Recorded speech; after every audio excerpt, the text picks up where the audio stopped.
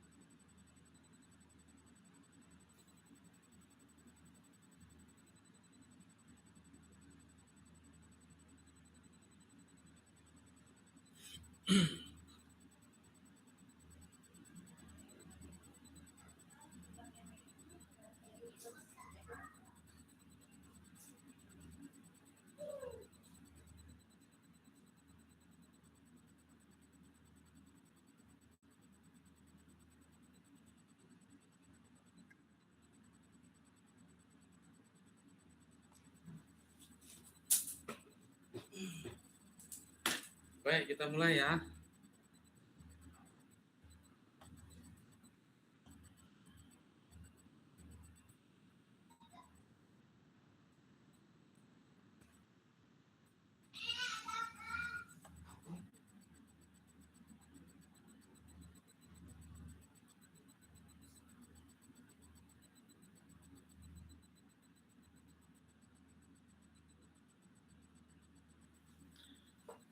Kita mulai. Jadi analisa gaya dinamik ya. Terakhir kita bahas ini, analisa gaya dinamik.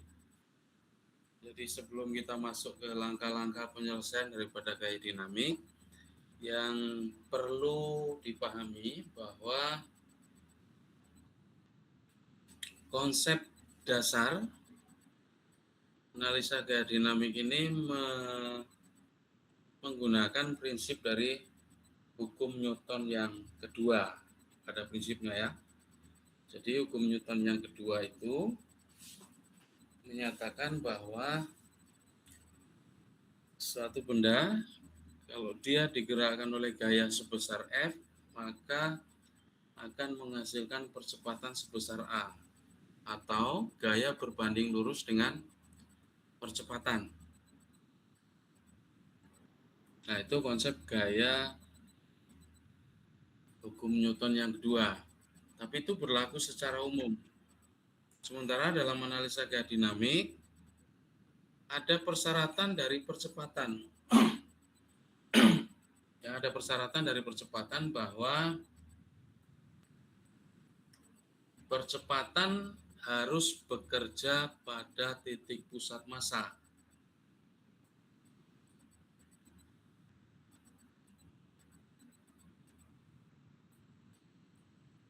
Jadi percepatan harus bekerja pada titik pusat massa. Oleh karena itu, kita membutuhkan informasi baru, yaitu lokasi daripada titik pusat massa.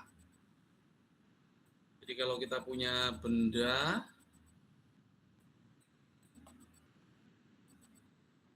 ya misalkan kita punya benda seperti ini,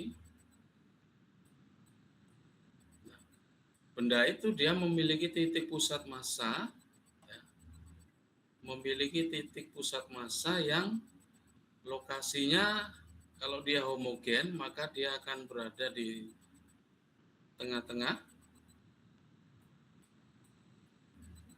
seperti itu. Tapi kalau dia tidak homogen maka perlu cara atau metode untuk mencari lokasi daripada titik beratnya.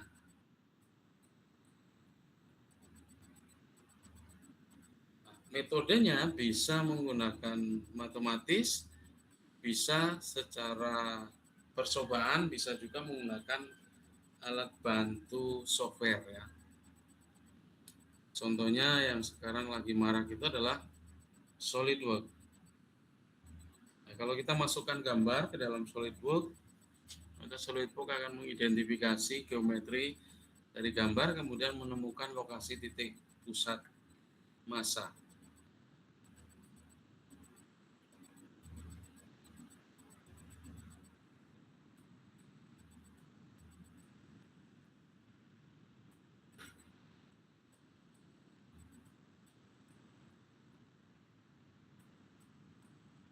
Nah, ketika lokasi titik pusat massa sudah ketemu, maka disitulah nanti gaya dinamik itu bekerja.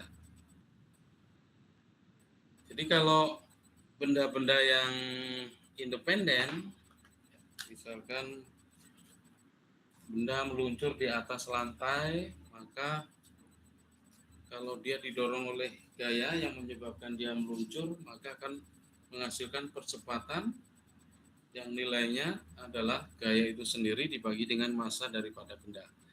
tetapi itu konsepnya berlaku secara umum. Sedangkan pada analisa gaya dinamik atau analisa gaya inersia, bahwa percepatan yang dimaksud itu adalah percepatan di titik pusat massa dari benda. Jadi sekali lagi kita membutuhkan informasi lokasi titik pusat massa.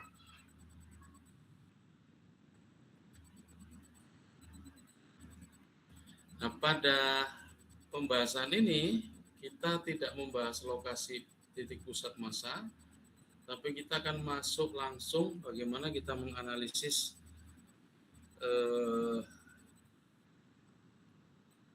percepatan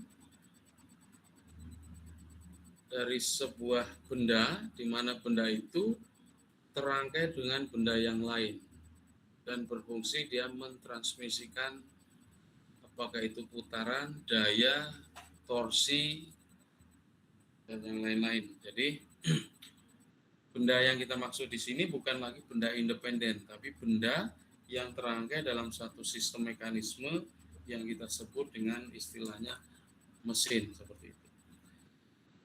Jadi setelah kita memiliki data-data tadi, ukuran komponen, kemudian lokasi titik pusat massa dari setiap benda, kemudian kita juga memiliki informasi tentang gaya inersia dari setiap benda, memiliki momen inersia maksudnya, memiliki momen inersia dari setiap benda. Kemudian informasi lain yang kita butuhkan adalah ukuran dari komponen. Ukuran dari komponen benda yang akan kita analisa. Dan informasi tambahan yang perlu kita ketahui adalah berapa besar sistem itu digerakkan, misalkan dengan putaran tertentu, apakah itu dalam bentuk RPM ataupun omega. Nah, semua itu kita butuhkan untuk menganalisa gaya dinamik. Ya, tahapannya atau langkah-langkah yang perlu dilakukan adalah menyelesaikan analisa percepatan. Ya, menyelesaikan analisa percepatan. Nah, ini sudah kita bahas sebelumnya, dimulai dari analisa kecepatan, kemudian analisa percepatan, sampai kemudian kita menentukan percepatan titik berat. Ya. Jadi setelah analisa kecepatan kita dapat, analisa percepatan juga kita dapat, maka langkah selanjutnya adalah menentukan percepatan titik berat itu sendiri atau titik pusat massa itu sendiri. Jadi tanpa kita memiliki atau menyelesaikan langkah 1, kita akan tidak bisa menyelesaikan langkah berikutnya. Ya. Karena setelah langkah 1 selesai, kita harus mentransformasikan letak titik pusat massa ke dalam poligon percepatan. Jadi kalau titik pusat massa sudah diketahui pada setiap komponen yang terangkai tadi, maka bagaimana kita mentransformasikan letak titik pusat massa itu ke dalam poligon. Kemudian tarik garis dari titik pangkal poligon ke lokasi titik pusat massa. Nah, itu akan menyatakan nilai daripada percepatan titik beratnya. Kita masuk analisis gaya dinamik. Nah, kita akan bahas dengan sebuah contoh.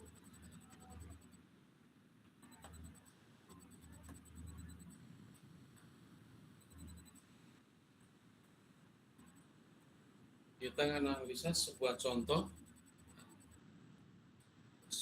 Nah, misalkan kita memiliki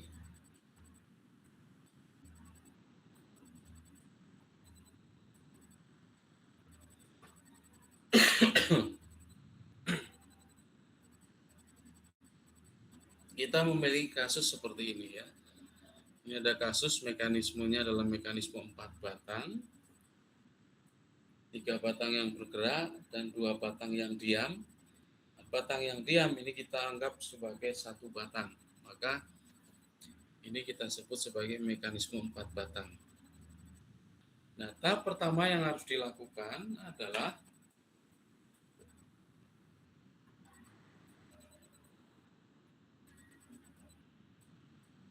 menyelesaikan analisa kecepatan dan percepatan.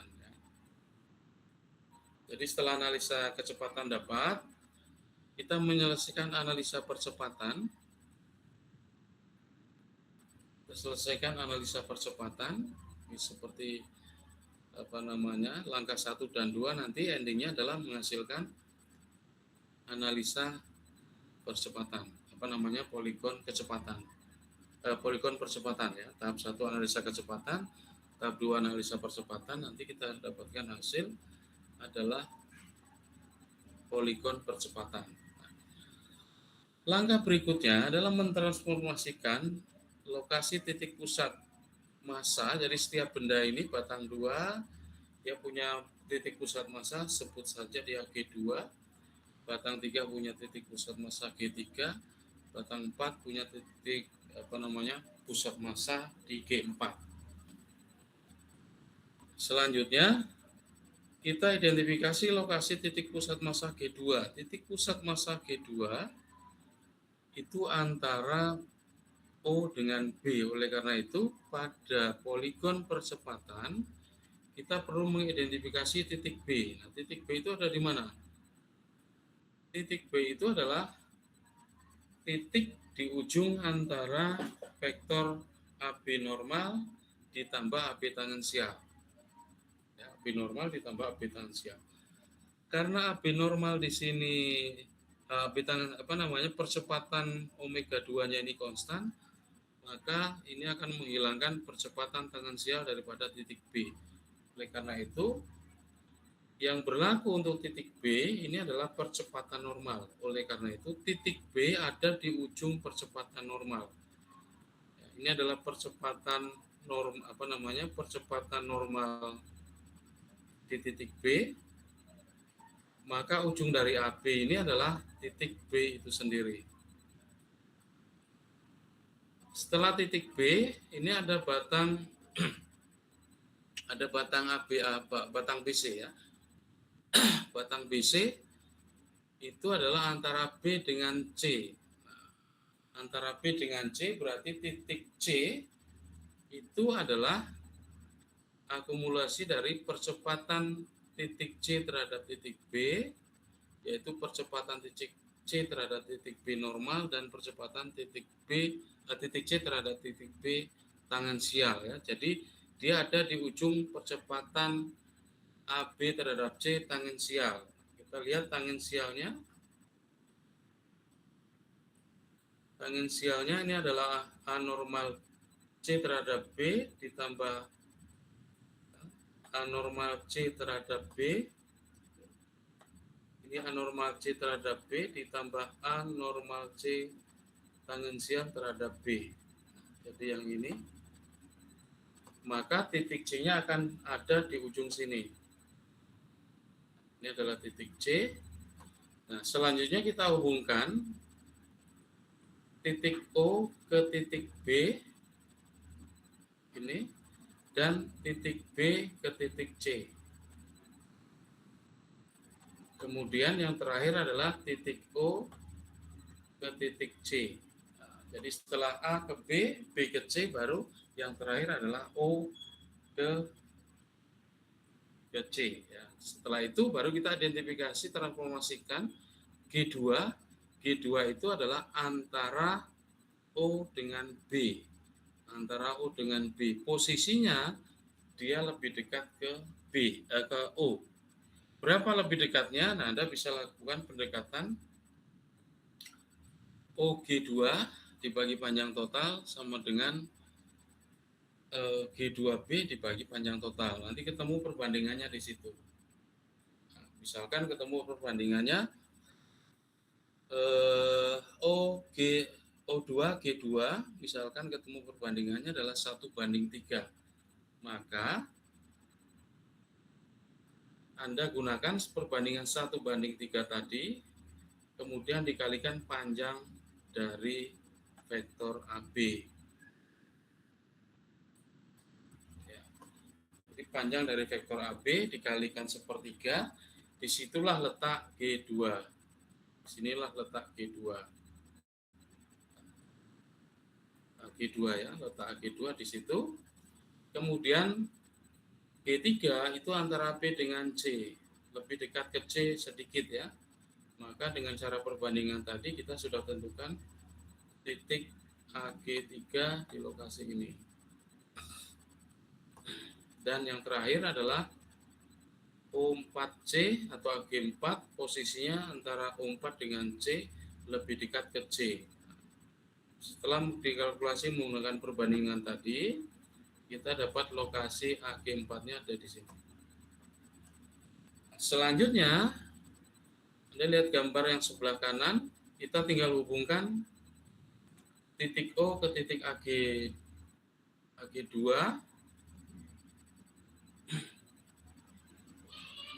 titik O ke AG2, kemudian titik O ke AG3, dan titik O ke AG4. Nah, selanjutnya tugas Anda adalah mengukur panjang dari masing-masing AG tadi. Nah, AG itu AG itu merupakan percepatan yang terjadi pada titik berat setiap benda. AG2 arahnya seperti itu adalah percepatan di AG2.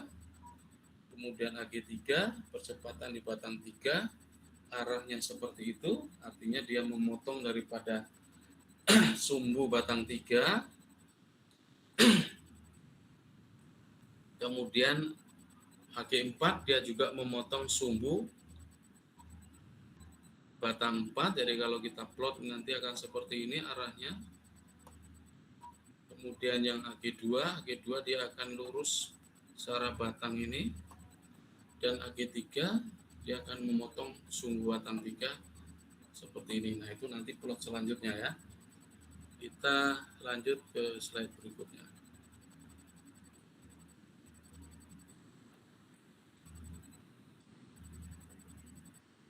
Nah, pada slide berikutnya Anda bisa lihat di situ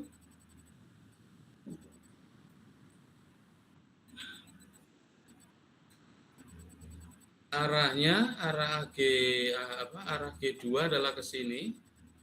Arahnya ke sini.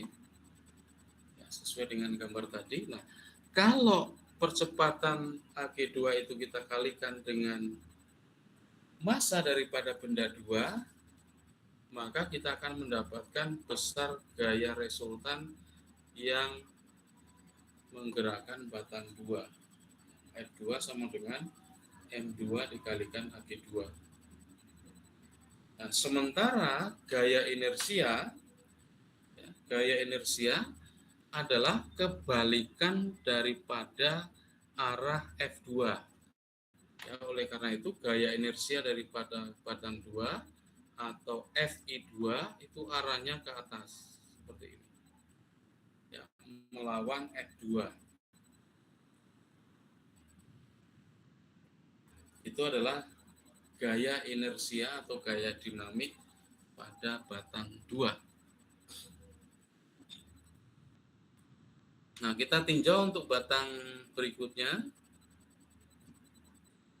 Batang berikutnya di sini ada batang 3 ya. Berikutnya ada batang 3. Nah, pada batang 3 batangnya adalah BC. Kemudian dari hasil analisis polikon tadi, arah daripada percepatan batang 3 itu ke bawah sini. Ya. Jadi itu adalah AG3. Kalau ini kita kalikan dengan massa batang 3, maka kita akan mendapatkan gaya yang menggerakkan batang 3, yaitu F3 sama dengan massa batang 3 dikalikan AG3. Nah, ini akan menghasilkan gaya inersia yang arahnya satu garis kerja dengan F3, tetapi arahnya berlawanan. Dia melawan daripada arah resultan gaya batang 3, arahnya ke atas.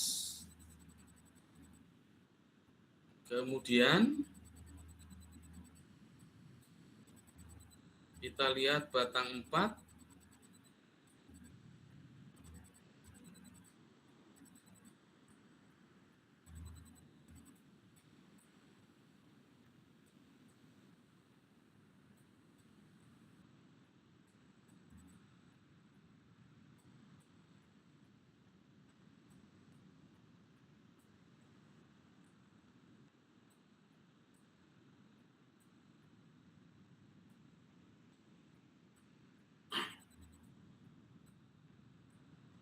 Kita lihat batang 4. Batang 4 ya.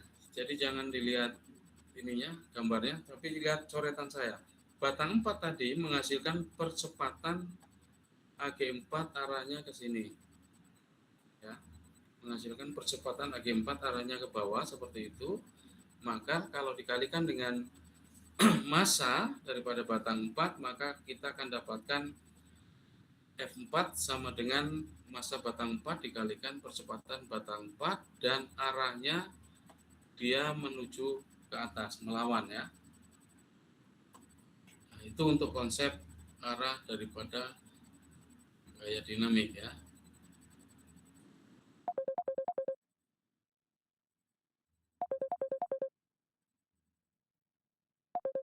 Nah, ini yang benar.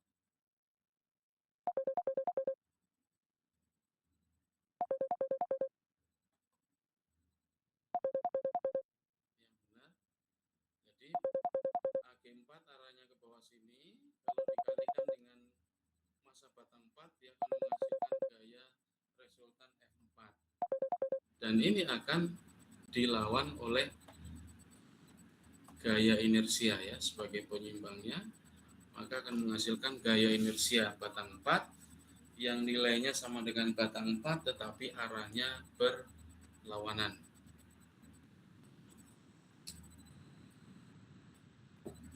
Nah, selanjutnya kita akan menganalisa apakah di setiap batang itu ada torsi dinamik atau tidak.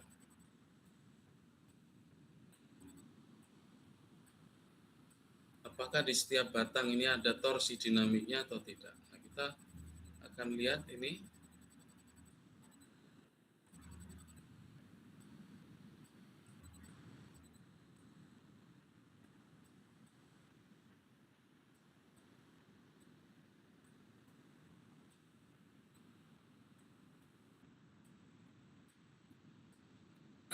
Contoh di batang di batang 3.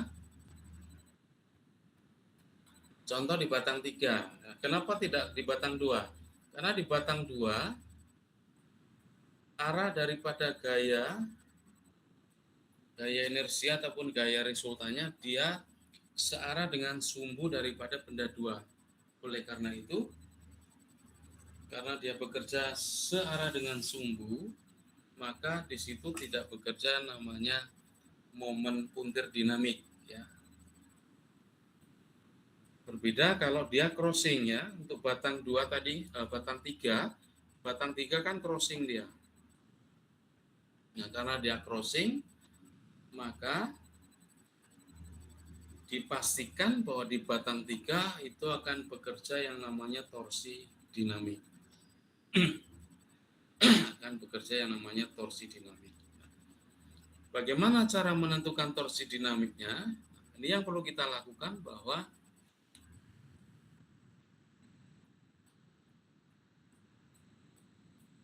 gaya ini bisa kita pindahkan, garis kerja ini bisa kita pindahkan tegak lurus terhadap sumbu, ya, tegak lurus terhadap sumbu garis kerja gaya sebelumnya, baik ke sebelah kiri ataupun ke sebelah kanan, ya.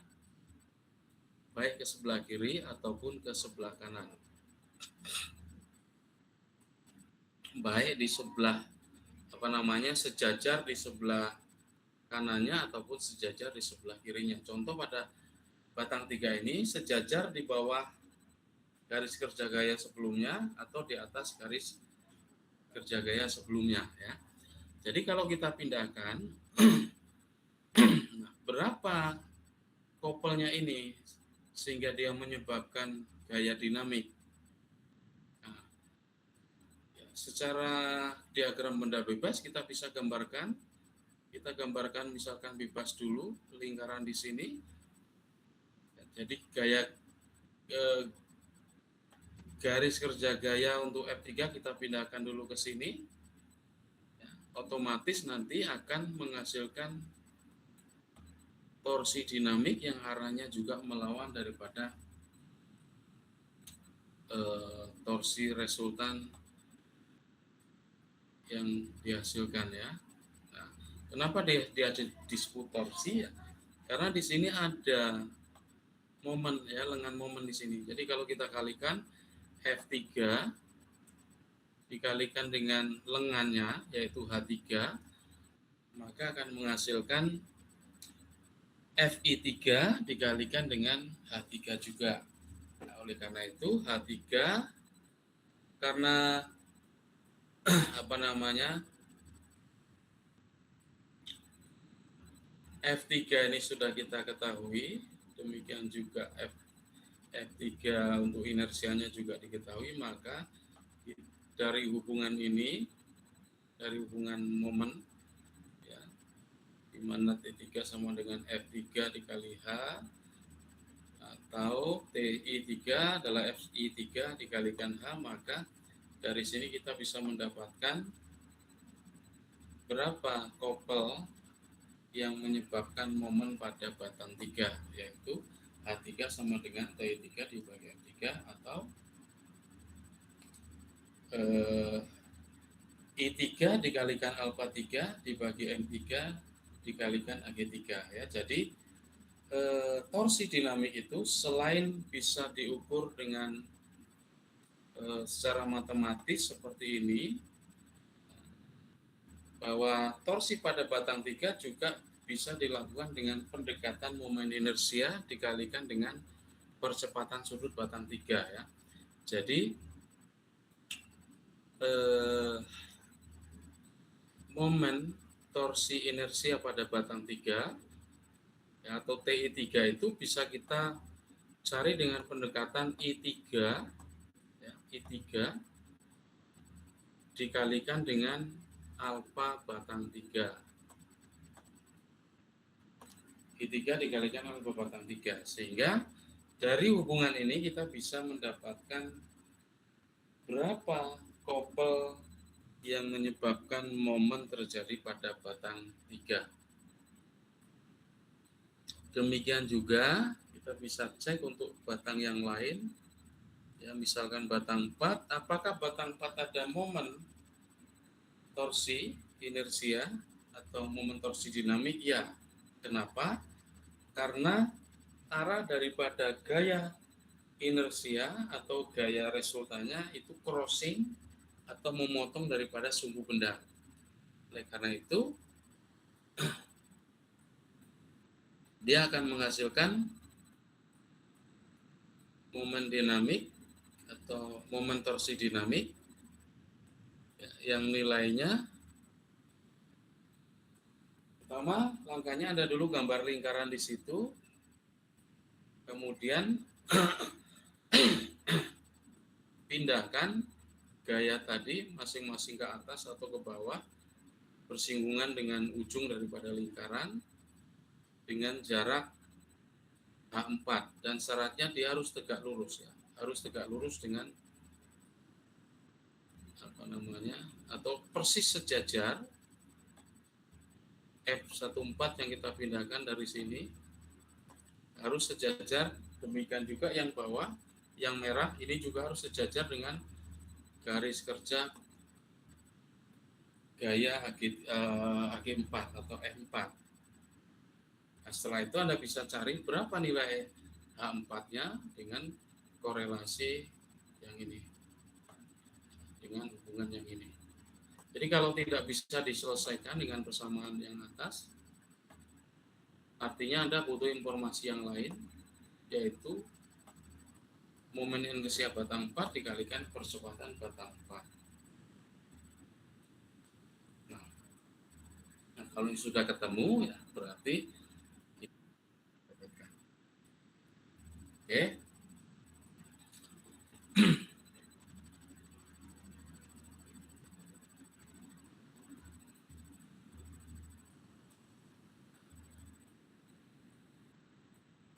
Jadi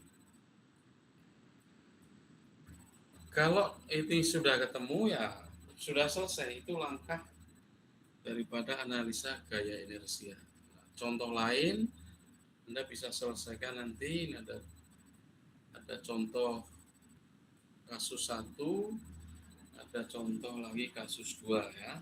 Nah, dengan cara yang sama, Anda selesaikan ini tugas 3. Ini informasinya Anda diketahui di sini. Kemudian data lain yang tidak diketahui.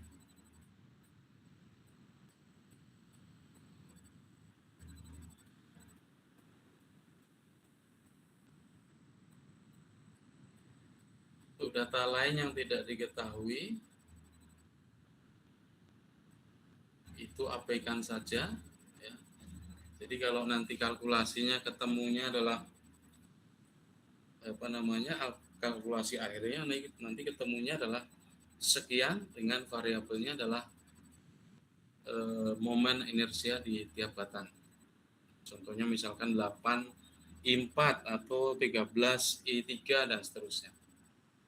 Nah, tugas ini Anda selesaikan dan dikumpulkan besok. Ini sebagai pengganti UTS. Dikumpulkan besok paling lambat jam 5 sore.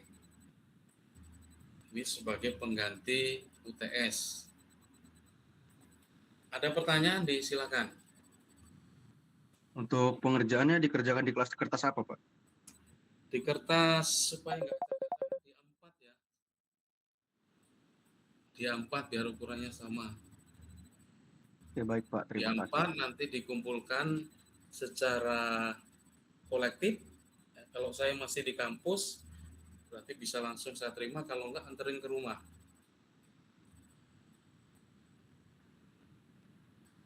Anterin ke rumah ya. Nanti kabarin. Nanti di-share lokasinya kalau belum tahu. Ada pertanyaan? Cukup jelas ya? Jelas, Pak. Nah, itu saja. Kalau tidak ada pertanyaan, maka untuk analisa gaya inersia kita anggap selesai. Nah, nanti selanjutnya adalah analisa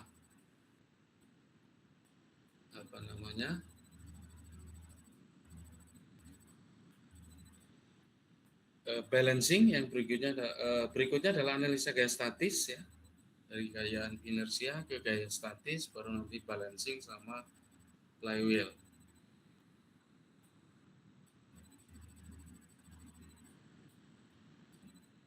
Nah, materinya sudah saya share di grup, nanti bisa dibaca-baca.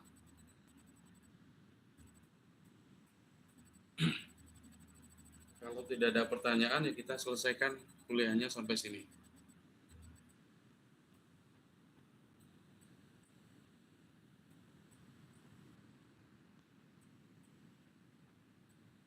Baik, cukup ya?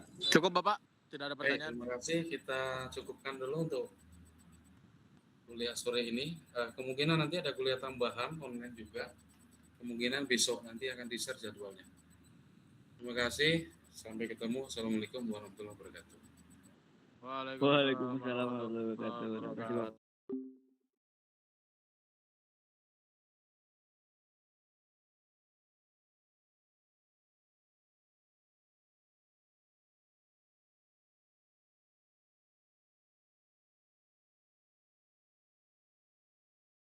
Yeah.